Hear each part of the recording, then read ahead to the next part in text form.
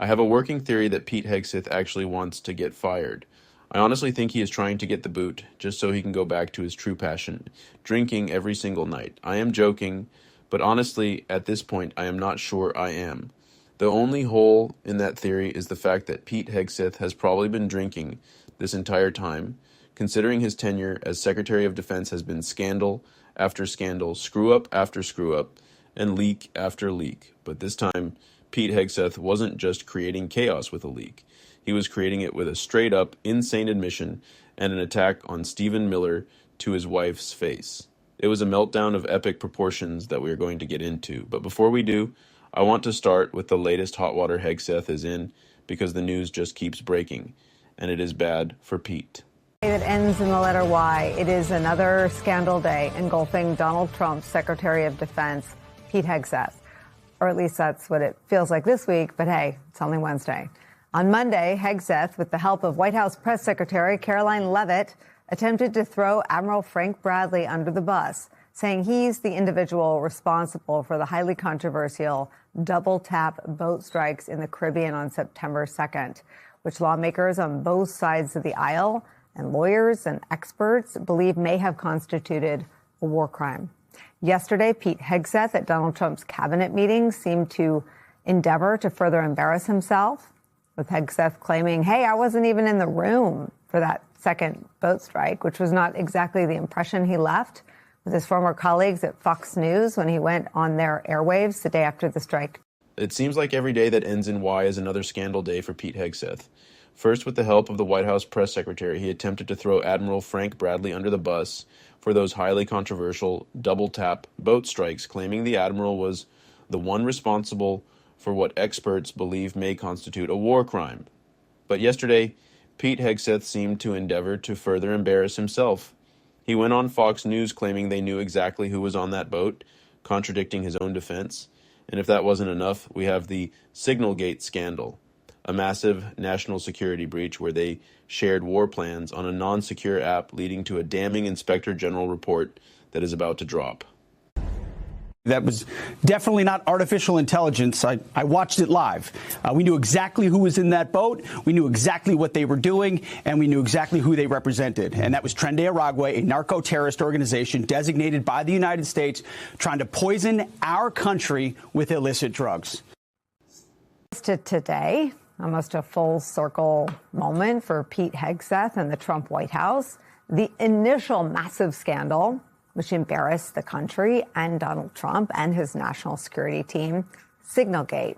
It was a massive national security breach. It was made possible entirely by the sloppy and haphazard nature of Donald Trump's national security team when they shared national security information, including war plans.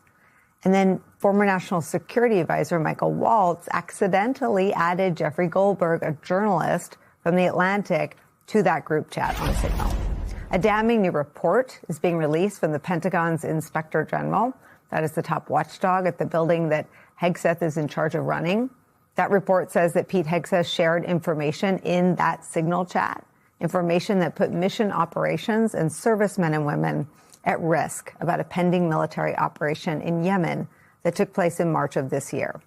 The Defense Department's Inspector General finds that while the mission ultimately was not jeopardized, Pete Hegseth violated his department's own policies when he used Signal, a commercial messaging app that is not approved for sharing classified information.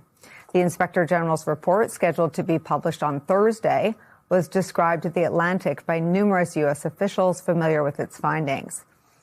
Now, while that controversy ultimately led to Michael Waltz being removed from his position as Donald Trump's first national security advisor, Pete Hegseth and the White House have maintained that he did nothing wrong. The Pentagon's chief spokesperson today called the Inspector General report a total exoneration of Hegseth. It's important to remember that if anybody did this who was not named Pete Hegseth, like any of the men and women farther down the chain of command, those men and women would be thrown out of the military and almost certainly face. So we have war crimes, we have national security breaches, and we have a Secretary of Defense who seems determined to embarrass himself at every turn. But the cherry on top of this disaster Sunday is his appearance on Katie Miller's podcast. Now, first of all, time out. Why does Katie Miller still have a podcast? Why is she on CNN? Why is anyone platforming this lunatic who isn't even a good communicator? But while he was on this show that shouldn't exist, Pete decided to blurt out this attack on her husband. Pentagon, Pete says he wouldn't let Stephen Miller babysit his kids. Pete Hegseth has said he would never let Stephen Miller babysit his children.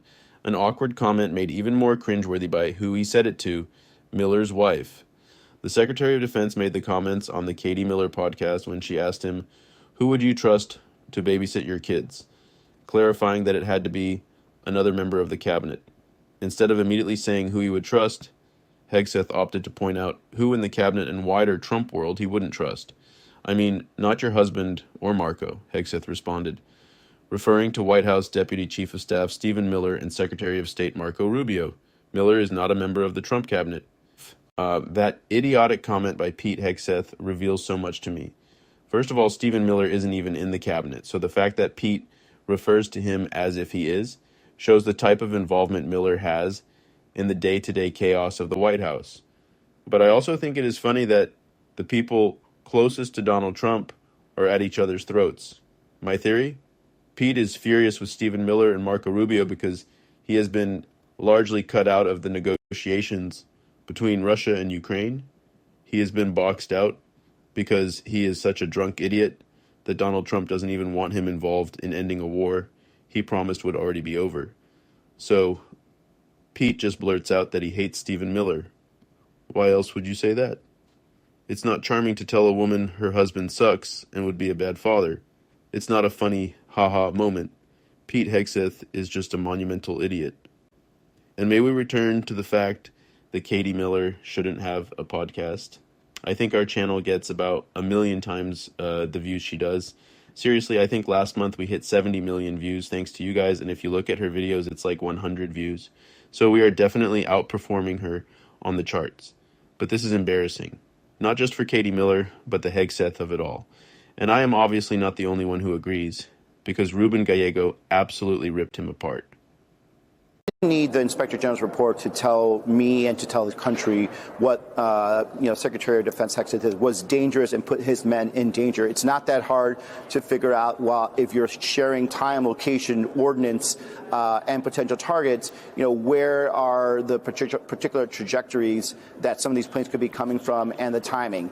And the fact that Secretary Hegseth couldn't admit that he made a mistake and then try to go back and say, well, it's not classified. It doesn't matter if it's classified or declassified at any point. The fact is that you shared information in such a dangerous way that you could have compromised the mission and compromised men and women, all to appease his little fragile soul, because he's just trying to make up for the fact that he is way over his head and he's just a TV show host pretending to be the Secretary of Defense.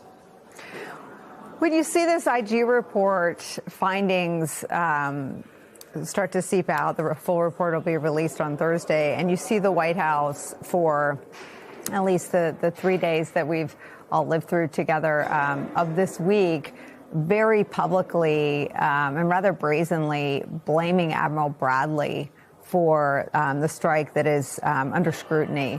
What do you think the men and women of the military are feeling right now about their Secretary of Defense and Commander-in-Chief?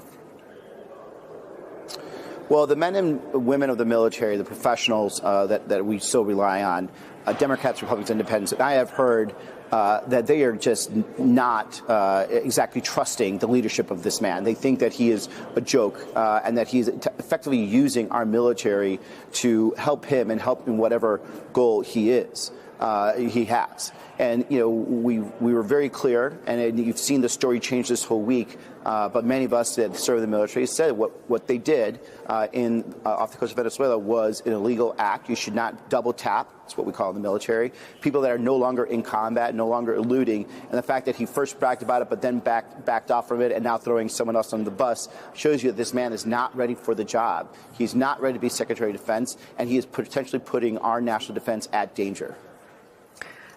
It's been explained a couple times on this show, and I keep underscoring it because it feels important, that the manual that the military trains from to understand where the line is morally and ethically includes this example of a shipwrecked person on a vessel that's been struck.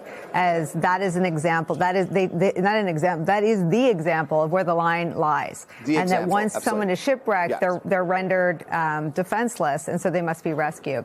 What do you know about Admiral Bradley that squares in your mind with why someone who was one of the first to deploy to Afghanistan after September 11th, someone whose record, at least that's public facing, is sterling?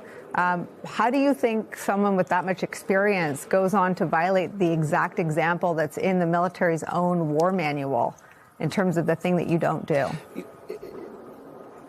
Listen, this admiral has a lot more experience in combat than I had. You know, it's an infantryman with the Marines in Iraq. We saw a lot of combat, but this guy knows and has seen a lot more, and he's faced this same scenario, I bet, just as often as I have in a personal capacity. And you know, it is tough. It is tough to be in combat and then have to render aid to the terrorists that were just trying to kill you. But we did it in Iraq.